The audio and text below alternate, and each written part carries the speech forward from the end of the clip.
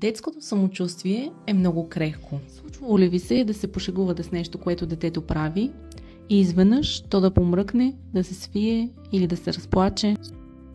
Случва се като родители небрежно да започнем да се шегуваме с неспособността ни децата да се справят с някакви проблеми, пред които са изправени.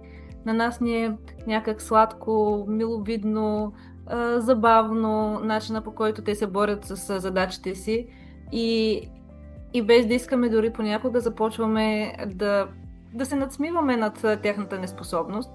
Много често това децата го възприемат отново като удар по тяхната себестойност и тяхното самочувствие и си го превеждат като аз не ставам, не мога да се справя, не ме бива, по-добре да не правя нищо. Напомням, че е нужно да ценим процеса и начина, по който детето се справя с ситуациите, начина, по който детето подхожда към ситуацията, усилието, което полага, старанието, интереса, любопитството дори.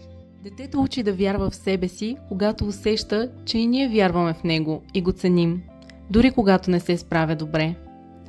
Всяка наша дума е като малко семенце, което посяваме в сърцето му.